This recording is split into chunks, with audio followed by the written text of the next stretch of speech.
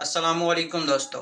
28 मई 1914 को एक जंग शुरू हुई और 11 नवंबर 1918 तक जारी रही। जंग में तकरीबन 2 करोड़ अफराद मरे। इन मरने वालों में आधे फौजी और आधे सिविलियन थे। इस जंग के दौरान दुनिया 2 हिस्सों में तकसीम हो गई थी।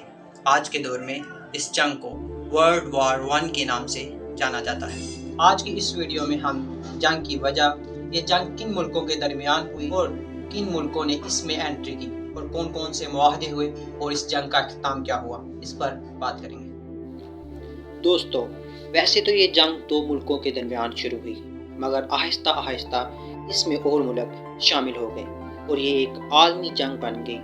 फिर ये 2 पार्टीज में चेंज हो गए। इस जंग में बहुत से अहम मार्के हुए। इस जंग की वजह दोस्तों, जंग अजीम अव्वल का आगाज़ हंगरी के शहजादे और इसकी अहलिया के कत्ल की वजह से हुआ। दोनों को 28 जून 1914 को कातलाना हमले में हलाक कर दिया गया, जब वो बोस्निया के सरकारी दौरे पर वहाँ मौजूद थे। उस ज़माने में बोस्निया में हंगरी के ख़िलाफ़ ब्लैक हैंड नामी तंजीम भरपूर तहरीक चला रही थी, जिसको फ़ौजी अफसरान की पुष्टपनाही हासिल थी।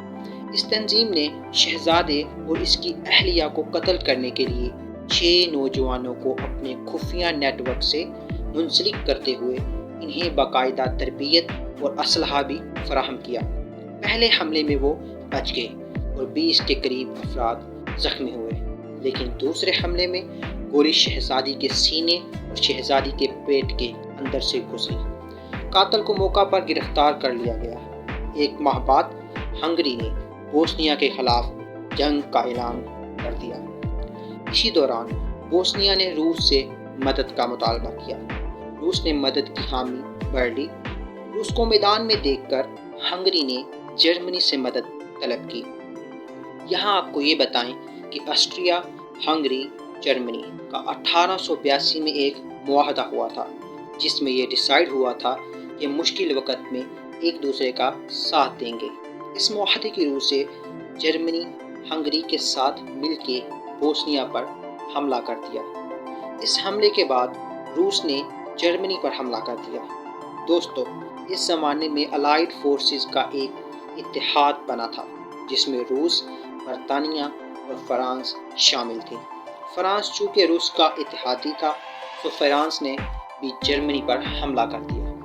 अब जर्मनी को फ्रांस और रूस के हमलों का सामना करना पड़ रहा था। हमलों की वजह से जर्मनी मुश्किलात से दो चार था। कहानी यहीं पर ख़त्म नहीं हुई। इसी दौरान बरतानिया भी मैदान में आ जाता है और जर्मनी पर हमला कर देता है। अब जर्मनी बहुत बुरी तरह फंस चुका था। 5 सितंबर से 12 सितंबर 1914 तक पेरिस में लड़ी गई जंग जर्मनी को शिकस्त का सामना करना। लेकिन जंग के इस पहले हिस्से के बाद दोनों जंग की अफवाज ने खंडकों में पोजीशनें संभाल ली। 1917 तक दोनों जानब की अफवाज खंडकों में एक दूसरे पर हमला आवर होती रही। इसी तरह लाखों फौजी हलाक हुए और जख्मी भी हुए। कई बरस गुजरने के बाद अमेरिका भी जंग के मैदान में अपनी कमी महसूस कर रहा था। इसी दौरान ऐसे 2 वाक़यात रोनुमा हुए, जिसकी वजह से अमेरिका का जंग में शामिल होना या ना होना की राय तब्दील हो गई। 1915 में जर्मनी पर एक मुसाफिर जहाज़ पानी में डुबोने का इल्ज़ाम आयद हुआ, जिसमें 159 अमेरिकी भी सवार थे। दूसरा वाक़या उस वक़्त पेश आया जब 1917 की इब्तिदा में जर्मनी की जानिब से मैक्सिको भेजे गए टेलीग्राम में अमेरिका के ख़िलाफ़ खुफिया पैगाम मौजूद था। 6 अप्रैल को अमेरिका इस जंग में जर्मनी के खिलाफ बाकायदा तौर पर शामिल हो गया।